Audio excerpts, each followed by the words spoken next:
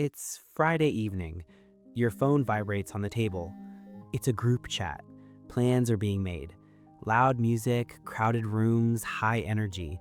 Everyone else seems genuinely thrilled, but immediately your chest tightens. You look around your quiet living room, the soft lamp, the drawn curtains, the absolute silence. You type, "I'm just gonna stay in tonight." And instantly, society attaches a label to you. Boring, antisocial, a loner. They assume you're missing out on life. But here's the secret no one ever tells you about people who love their own company. You are not hiding from the world. You are simply wired for a completely different psychological reality. If you genuinely enjoy spending time alone, you aren't broken. You likely share a set of incredibly rare, highly misunderstood psychological traits. And once you see how your mind actually works, you will never feel guilty for canceling a plan again. Let's start with the loudest misunderstanding. People assume that because you like being alone, you hate human connection. But the exact opposite is true. You don't hate connection. You are just processing it on a level that most people cannot comprehend. Think about how a normal conversation works for an average person. They hear the words, they respond, they move on. But your mind doesn't work like that. Your mind is an incredibly sensitive, high-powered microphone in a crowded room. You don't just hear the words someone is saying. You hear the subtle, tiny shift in their tone of voice. You notice the half-second micro-expression that flashes across their face. You feel the unsaid, heavy emotional current running beneath their casual joke. You aren't just participating in the environment, you are absorbing it.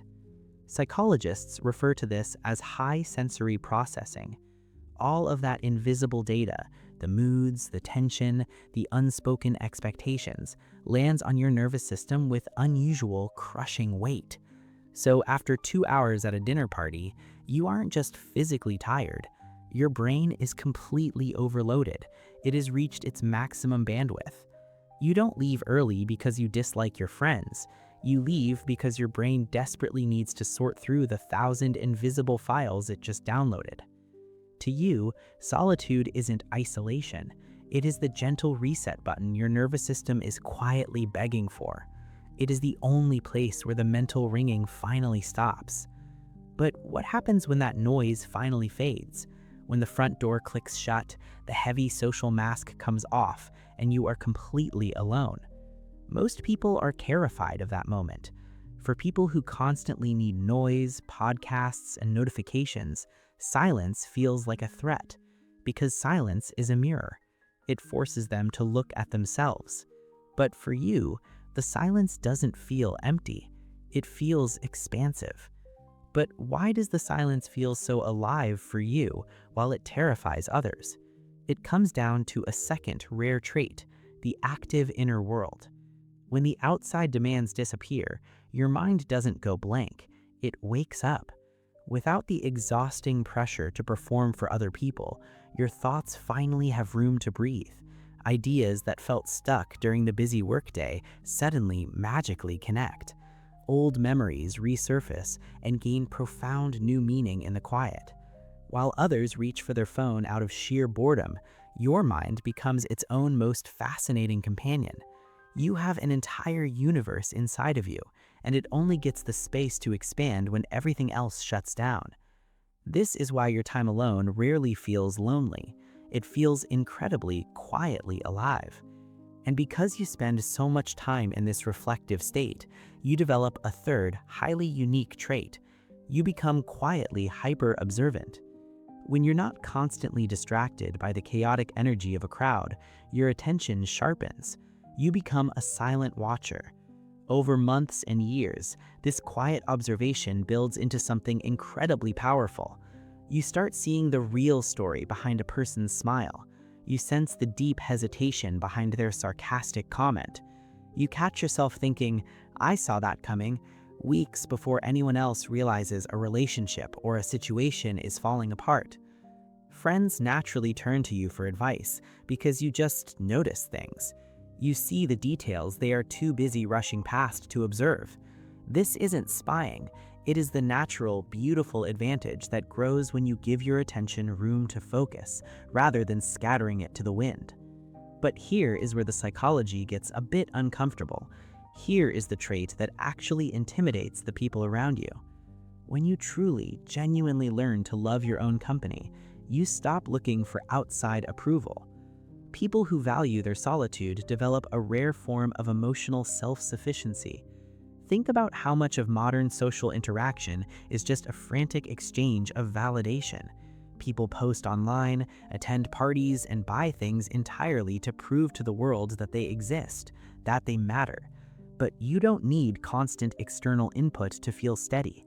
A peaceful evening on the couch, a personal creative project, or simply sitting by the window with a cup of tea. For you, that is entirely enough. And when you no longer need the crowd to validate your worth, the crowd completely loses its power over you. This is why rejection stings you a little less. This is why unfair criticism doesn't violently shake your core. You have learned to sit with your own discomfort, process it in the silence, and walk out clearer on the other side. You know exactly who you are when no one else is around to remind you. And that inner steadiness projects a calm, unshakable confidence that others can sense but can't quite name. Because you no longer desperately need connection, you set healthier boundaries.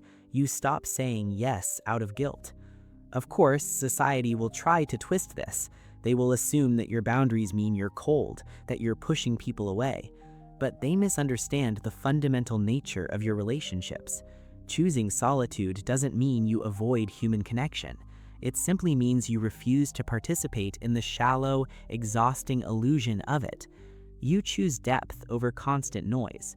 You would rather have one ruthlessly honest, deeply vulnerable conversation at 1 in the morning than attend 50 superficial networking events where everyone is pretending to be someone they aren't. You would rather have 2 fiercely loyal friends than be the most popular person in a room full of strangers. When you love someone, you show up fully. You give them your absolute, undivided attention when it truly counts, and then you step back into the stillness without a single apology. So if you're someone who eagerly anticipates a canceled plan, if you guard your quiet weekends like they are incredibly sacred, do not let the world convince you that you're broken. Do not let them tell you that you're missing out on life. Because the stillness you seek gives you the one thing the modern world rarely offers anymore. It gives you clarity. It gives you a chance to know yourself without the heavy, distorting filters of other people's expectations.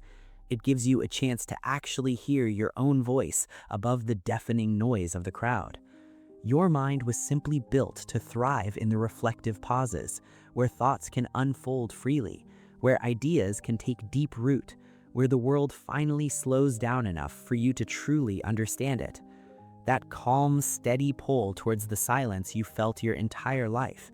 It is not a flaw you need to fix. It is a rare strength. It is a quiet superpower, and it has been guiding and protecting you all this time. If this video made you feel a little less misunderstood today, hit that subscribe button. We are building a safe space for minds that thrive in the quiet. And do me a favor, drop a comment below. What is your absolute favorite, unapologetic way to spend a quiet evening entirely by yourself? Let's fill the comment section and prove to the world just how many of us are actually out there. Thank you for watching. I'll see you over there.